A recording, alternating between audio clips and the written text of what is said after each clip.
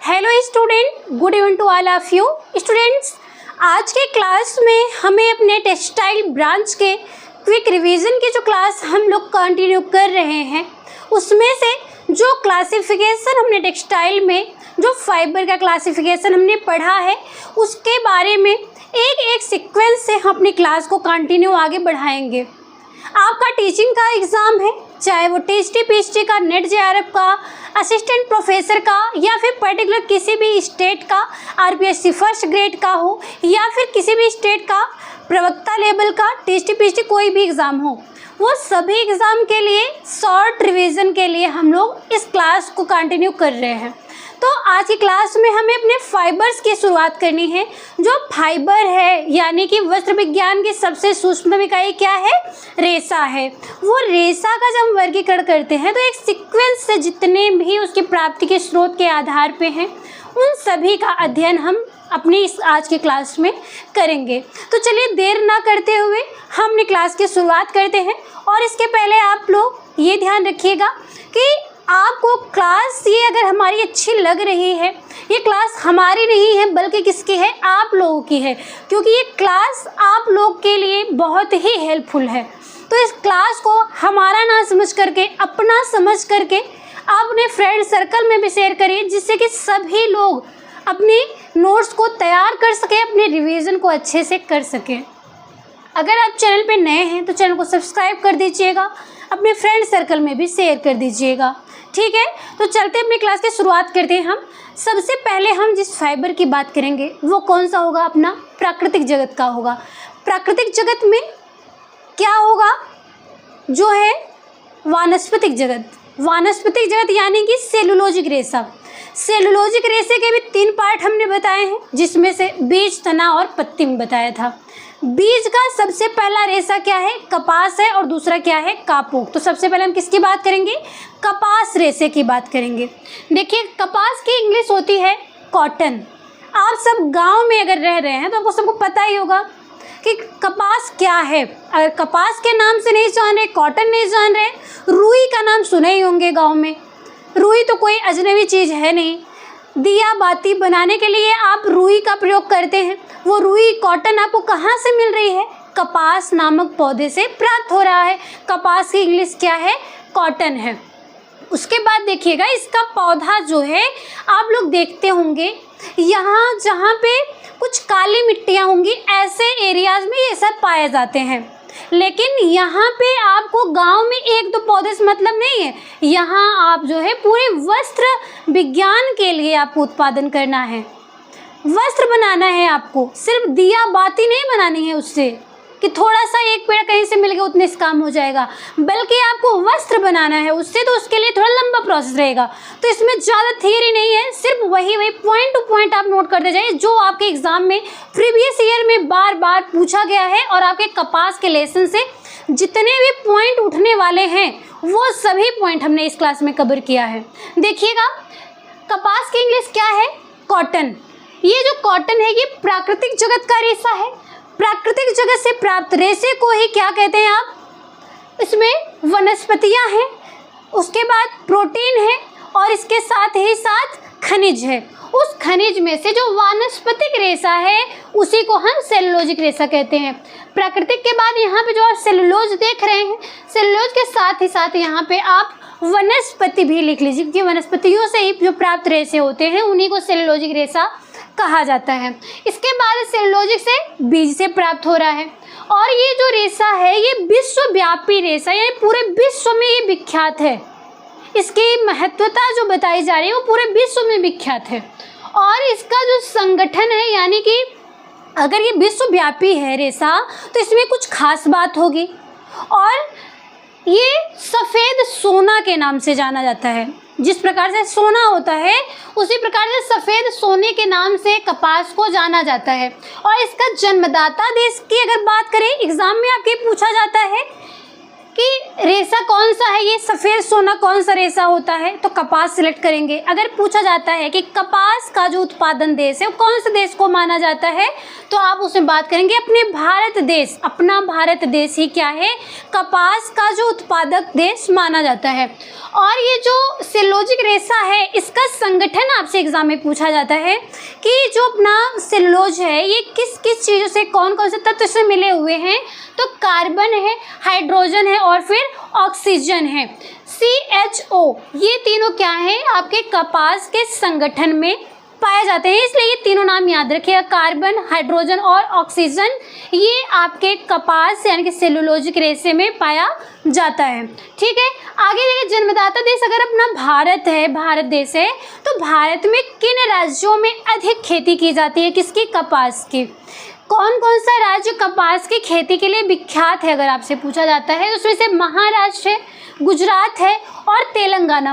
ये जो 3 राज्य हैं ये बहुत ही फेमस है, किसके नाम पे, कपास यानी कि सफ़ेद सोना, विश्वव्यापी रेशा, या फिर जो मानव से संबंधित है, मानव का मित्रवत रेशा, इसे मानव मित्रवत रेशा भी कहा जाता है। क्यों, ह्यूमन फ्रेंडली, जो मानव जातियां हैं अपनी उनसे फ्रेंड के जैसा व्यवहार है। जिस प्रकार से किसान का मित्र क्या है, खेत में केचुआ होता है, उसे किसान का मित्र कहा गया है, उसी प्रकार से मानव का मित्र इसे क्यों कहा गया, क्योंकि मानव जो है वो क्या है, इसके साथ बहुत ही आराम महसूस कर रहा है। जिस प्रकार से आप जो है किसी के साथ जो असहज महसूस कर सकते हैं, लेकिन अपने मित्रों के साथ आप एकदम फ्रेंडली रहते हैं, एकदम फ्री होकर रहते हैं, कोई डर नहीं, कोई प्रॉब्लम नहीं है। उसी प्रकार से कपास का जो रेशा है, इससे बने हुए जो वस्त्र हैं वो आपके सूती वस्त्र कहलाते हैं, और सूती वस्त्र जो है मानव के लिए बहुत ही आरामदायक होता है, तो इसलिए इसे मानव मित्रवत रेशा कहा गया है। इतना समझ में आया।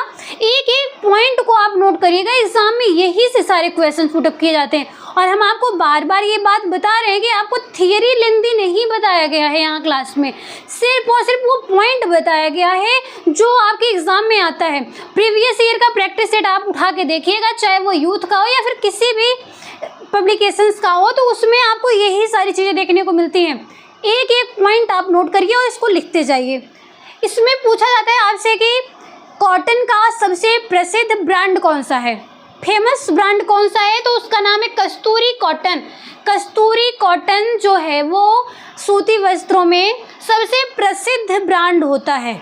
ठीक है, आगे देखिएगा, अगर हम जब देख रहे हैं कि ये कपास इसकी खेती होती है, इसकी खेती की जा रही है, ये जो है वो सेलुलोज है, वनस्पतियों से प्राप्त, तो इसकी खेती भी की जाएगी, और इसकी खेती जब की जा रही है तो इसका खेती का समय कितना होता है, तो खेती का जो इसका चक्र है वो 1 वर्ष का है। 1 वर्ष यानी कि 1 वर्ष में कितना लगता है समय, 1 वर्ष में कितना दिन होता है, 365 दिन होता है, लेकिन उसे खेत की तैयारी के लिए और सारी चीज़ को लेकर के इसे 365 दिन 1 वर्ष माना गया है। अगर 1 वर्ष ऑप्शन में है तो आप 1 वर्ष सिलेक्ट करिएगा, लेकिन अगर दिन में 220 दिन दिया गया है तो आप ऑप्शन में जो है 220 दिन को ही सिलेक्ट करेंगे।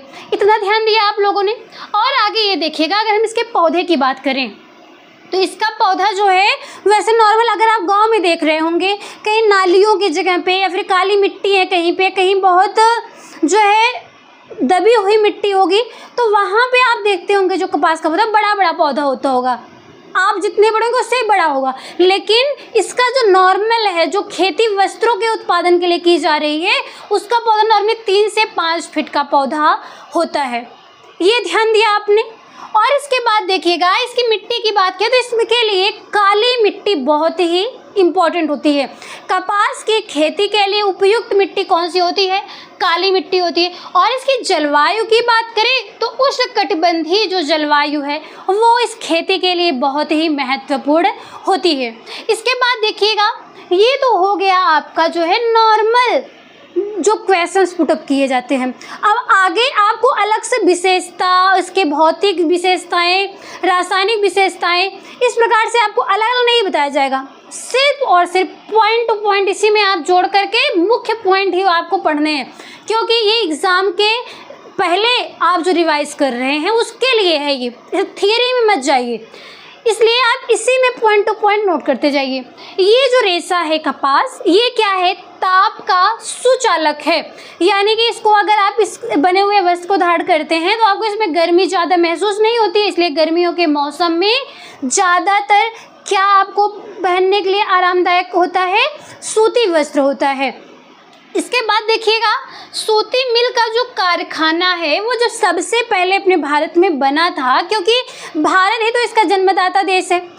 और जब भारत में सूती मिल का कारखाना बना, वो कब बना, सन 1818 ईस्वी में बना था। कहाँ पे, कोलकाता में। आपसे पूछा जाता है सबसे पहला जो सूती मिल का कारखाना है वो कब बना, तो 1818 ईस्वी। कहाँ पे बना, कोलकाता में बना। ये याद हुआ। एक एक पॉइंट को आप ध्यान देते जाइएगा। इसके बाद देखिएगा, इसमें प्रत्यास्थता का अभाव होता है। प्रत्यास्थता का मतलब है किसी वस्तु को अगर आप दबा रहे हैं तो वो दब जाएगा, लेकिन इसमें प्रत्यास्थता का अभाव होता है, ये दबाने पे दबता नहीं है। इसके बाद है, दबाने पे दबने का मतलब क्या है कि अगर इसमें ऐसा नहीं है कि इसके वस्तु को आप दबा दीजिए, ये बहुत सारा दब जाएगा, फिर छोड़ दीजिए, अपने फिर से उसी रूप में आ जाएगा, ऐसा नहीं है। आप देखते होंगे इसमें जो है इसके वस्त्र बहुत जल्दी सिकुड़ भी जाते हैं, इसलिए इस पर ढेर सारी परिचर्चाएँ भी की जाती हैं। वस्त्र तैयार होने के बाद इस पर जो है माड़ वगैरह लगाया जाता है, जिससे वस्त्र में कलफ दिया जाता है, माड़ दिया जाता है, कलफ लगाया जाता है, जिससे कि ये वस्त्र जो है कड़ा हो सके। जब आप सूती वस्त्र एक बार मार्केट से ले आते हैं तो वो कड़ा कड़ा रहता है। क्यों, क्योंकि उसमें कलफ का परिसज्जा किया गया होता है। आगे परिसज्जा के चैप्टर में ये सारी चीज़ें आपको डिटेल में बताई जाएंगी, लेकिन प्रेजेंट टाइम में आज से कपास से उठने वाले क्वेश्चंस को ध्यान से पढ़ लीजिएगा। और इसमें देखिएगा, इसमें चमक होती है, मजबूती भी होती है और अवशोषकता का भी गुण पाया जाता है। गर्मियों के मौसम में सूती वस्त्र पहनने के लिए बहुत आरामदायक होता है, क्योंकि इस समय गर्मियों में जो है इतने पसीने जो शरीर से बाहर निकलते हैं उसको एब्जॉर्ब भी कर लेता है। कौन वस्त्र, सूती वस्त्र।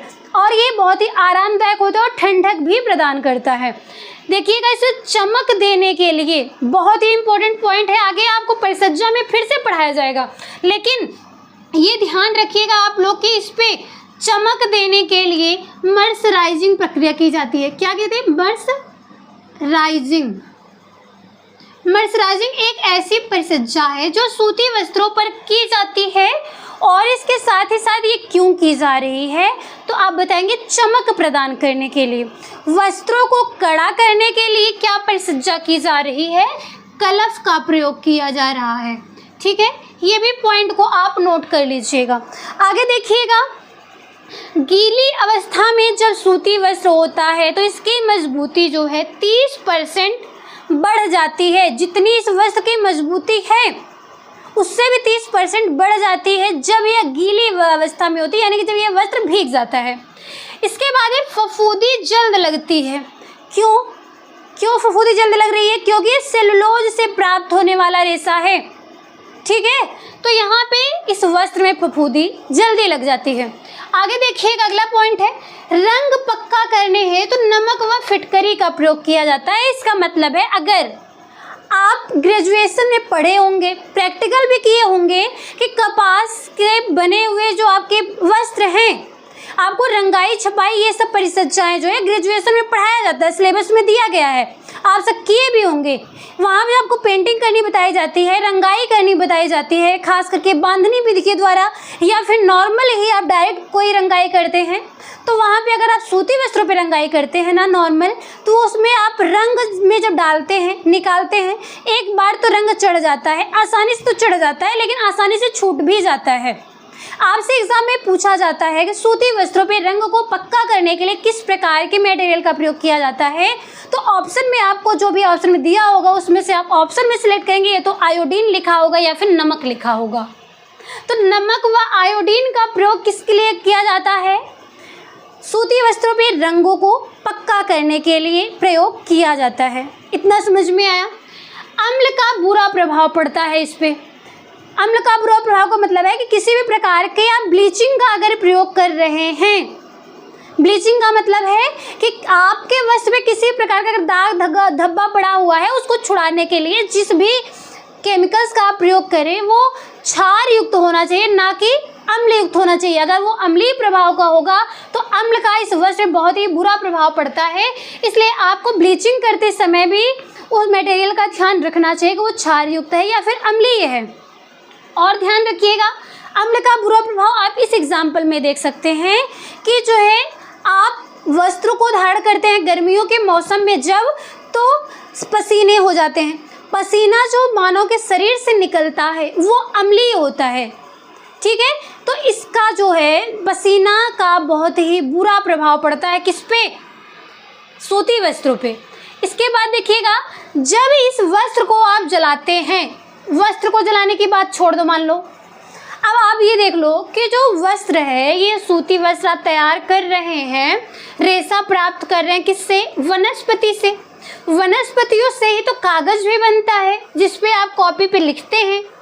तो जब आप कागज को जलाते हैं तो जिस प्रकार की गंध आती है, कागज जलाते हैं आप, पीले लौ निकलते हैं ना उसमें से, उसका जो आग निकलता है वो आपको दिखाई देता है, जलाने पे पीले रंग का होता है। और उसकी जो गंध होती है, जिस प्रकार की उसकी गंध आती है, सेम वैसी ही गंध आती है जब आप सूती वस्त्रों को जलाते हैं। आपसे परीक्षण में पूछा जाता है कि जब सूती वस्त्रों का परीक्षण आप कर रहे हैं, यानी कि कोई भी आपके पास रेशा है, कोई भी कपड़ा है, आप पहचान नहीं पा रहे हैं कि ये कौन सा कपड़ा है, उसके पहचान के लिए आप उसको क्या करते हैं, ज्वलन परीक्षण करते हैं। आपको वस्त्र विज्ञान में परीक्षण भी बताया गया अलग अलग प्रकार के रेशों का, तो उसमें से आपका एक ये भी रेशा है जो कपास है। ये किस प्रकार का रेशा है, सेलुलोजिक है।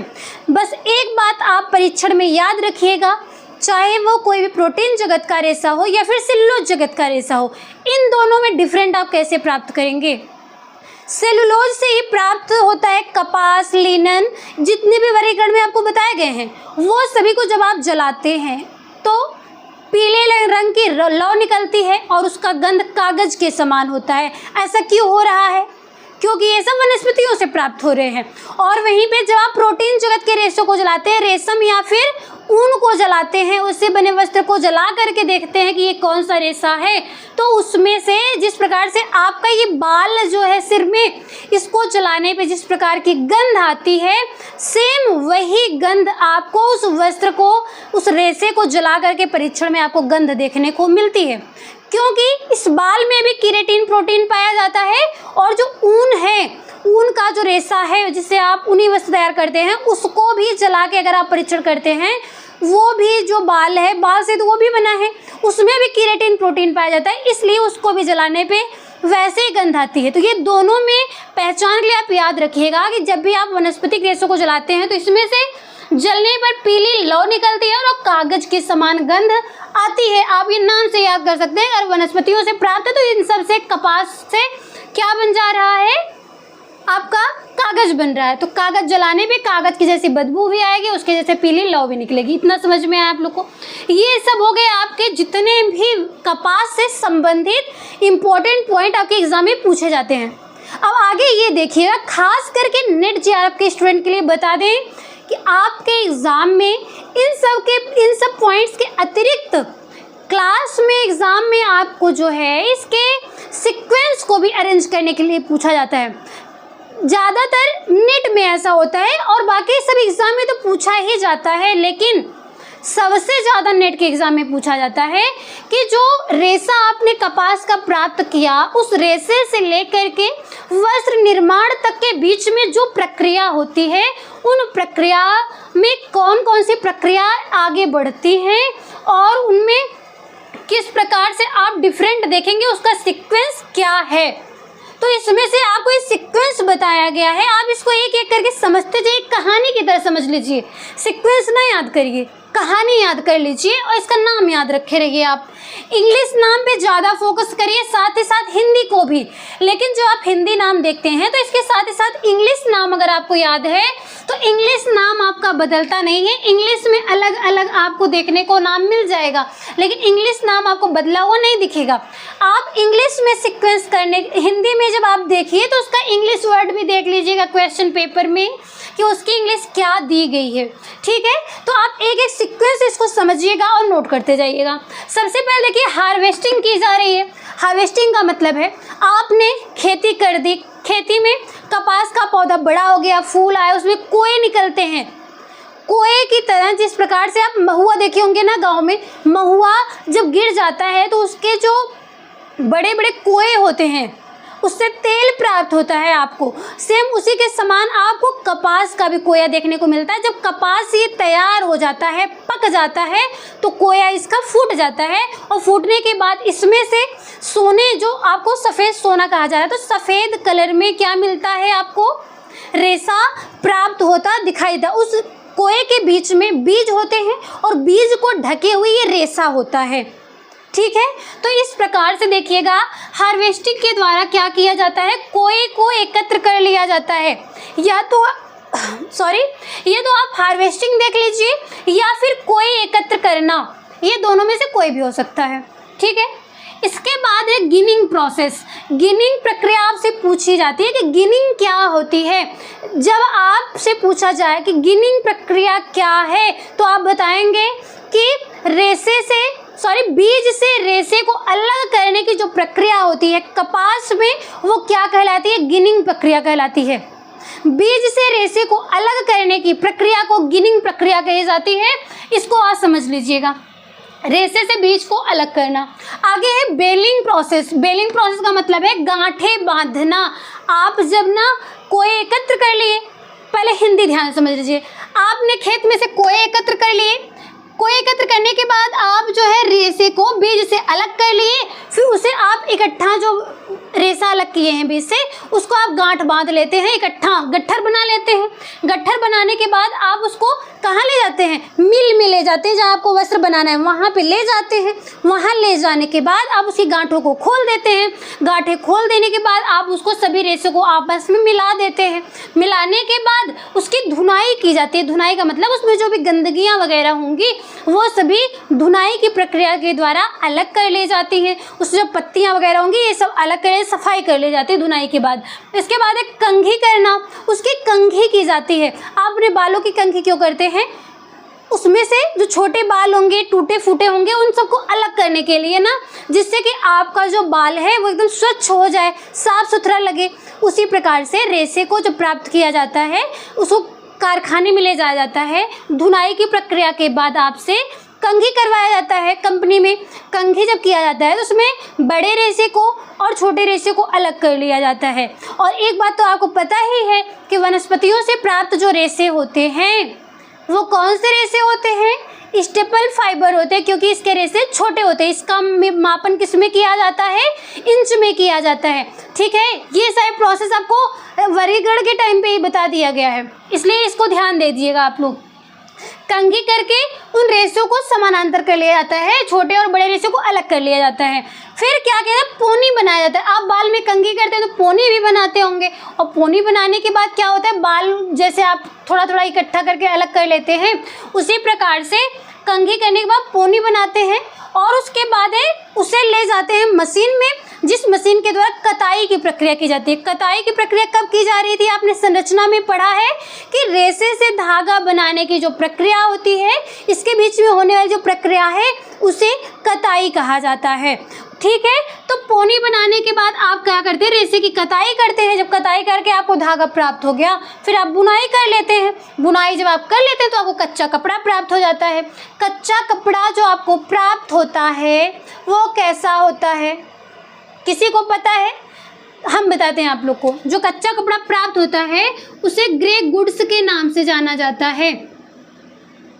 ग्रे गुड्स, करघे पर से उतरा हुआ जो कपड़ा होता है ना, बुनाई करते हैं, जब धागे से बुनाई कर लेते हैं आप लोग कारखाने में, तो क्या होता है, जो वस्त्र में प्राप्त होता है उसे ग्रे गुड्स के नाम से जाना जाता है। और इसका रंग कैसा होता है, मटमैला पीला रंग, मटमैले पीले रंग का होता है।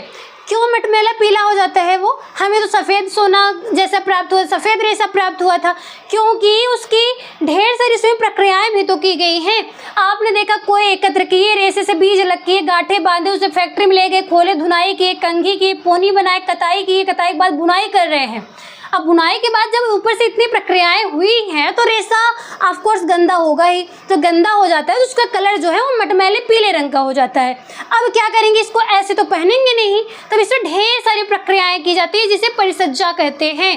परिसज्जा में क्या किया जाएगा, इस परिसज्जा में आपको रंगाई की जाएगी वस्त्रों की, रंगाई के बाद उसमें छपाई की जाएगी, कढ़ाई की जाएगी, ढेर सारे उसमें जो है जितने भी आर्टिफिशियल चीज़ें आप लगाना चाहें, जो भी तामा झामा लगाना चाहें सब हो जाएगा।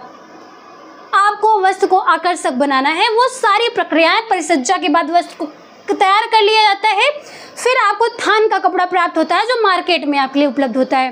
फिर उसको क्या करते हैं, आप लोग ले जाते हैं दर्जी के यहाँ देते हैं या खुद से सिलते हैं, यानी कि शरीर के नाप के आकार का आप उसको बनाते हैं, तब उस वस्त्र को धारण करते हैं।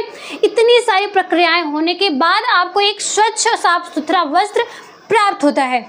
और यही भी एक प्रक्रिया कंप्लीट नहीं होती है, इसके बाद आपने वस्त्र अगर धारण किया है उसमें दाग धब्बे पड़ेंगे, आप उसको साफ सफाई करेंगे, किस प्रकार के केमिकल्स का प्रयोग कर रहे हैं वही सब आपको बताया गया यहाँ पे कि आपको जो है अम्लीय जो है इसमें अम्ल का बुरा प्रभाव पड़ता है, इसलिए आप जो है अम्ल का प्रयोग नहीं करेंगे। जिस भी ब्लीचिंग पाउडर का ब्लीच का प्रयोग करेंगे आप लोग उसकी सफाई के लिए। तो यहाँ पे जो भी प्रोसेस आपको बताया गया वो समझ में आया होगा, एक कहानी की तरह हिंदी में बताया गया, लेकिन इसके साथ साथ आप लोग इंग्लिश नाम भी याद रखिएगा। गिनिंग मतलब रेशे से बीज को अलग करना, बेलिंग मतलब है गांठें बांधना, ओपनिंग एंड ब्लेंडिंग, ओपनिंग मतलब उसको आप खोल रहे हैं, फैक्ट्री में मिला रहे हैं, कार्डिंग की प्रक्रिया का मतलब है धुनाई करना, कॉम्बिंग की प्रक्रिया यानी कि कंघी करना, स्लीवरिंग का मतलब होता है पोनी बनाना, स्पिनिंग लिखा होगा वहाँ पे आप क्या करेंगे, कताई। जब आप ऊन पढ़ेंगे तो वहाँ पे 2 बार कताई आप देखेंगे। भेड़ से बाल को जब अलग करते हैं वो कटाई होती है, उसको शेयरिंग कहते हैं, लेकिन उससे जब कताई के द्वारा आप जो है धागा बनाते हैं तो वो स्पिनिंग कहलाता है। इसलिए क्वेश्चन आप पढ़िएगा तो उसमें ऊन का है या फिर कपास का है वो भी कॉन्सेप्ट समझ लीजिएगा, और उसके साथ ही साथ कताई से पहले ये नाम देखने के बाद तुरंत इंग्लिश भी देख लीजिएगा। यहाँ पे स्पिनिंग लिखा है या फिर क्या लिखा है आपको, वहाँ पे कुछ और क्या देखने को मिल रहा है आपको, कटिंग किया गया है, बाल को काट करके अलग किया गया है, शेयरिंग प्रोसेस देखने को मिलता है। तो ये दोनों में अगर शेयरिंग लिखा है तो इसका मतलब वो कौन सी कताई है, भेड़ के शरीर से बाल को अलग करने वाला वो शेयरिंग प्रोसेस, वो काट के बाल को अलग किया गया है वो वाली कताई है। लेकिन रेशे से धागा बनाने की अगर प्रक्रिया होगी तो वहाँ स्पिनिंग लिखा होगा, ठीक है। इसलिए करें कि इंग्लिश नाम को ज़्यादा आप इंपॉर्टेंस दीजिएगा याद करने में। इसके बाद वीविंग का मतलब है बुनाई करना, बुनाई से आपने धागा प्राप्त कर लिया। फिर आप क्या करें, फिनिशिंग का मतलब है परिसज्जा करना, और परिसज्जा जब आप कर लेते हैं तो उसमें डाइंग प्रोसेस किया जाता है, पेंटिंग किया जाता है, और तरह तरह की इस प्रकार से सजावट आप वस्त्रों पर कर लेते हैं, तब जा करके आप वस्त्र प्राप्त करते हैं। एग्जाम में पूछा जाता है कि करघे पर से उतरे हुए कपड़े को किस नाम से जानते हैं, तो आप ऑप्शन में सिलेक्ट करेंगे ग्रे गुड्स के नाम से जानते हैं। और इसके साथ ही साथ पूछा जाता है करघे पर से उतरे हुए कपड़े का रंग कैसा होता है, आप ऑप्शन में सिलेक्ट करेंगे मटमैले पीले रंग का होता है। आई होप ये क्लास आपके लिए बहुत ही बेनिफिट रही होगी, एक एक पॉइंट को आप लोग अच्छे से समझ पाए होंगे। क्लासेस आपको ये कैसी लगी आप कमेंट बॉक्स में अपना फीडबैक अवश्य दीजिएगा, और इसी के साथ अपनी क्लास को हम यहीं पे कंप्लीट करते हैं। मिलते हैं आप लोग से हम नेक्स्ट टॉपिक के साथ नेक्स्ट क्लास में, तब तक के लिए धन्यवाद।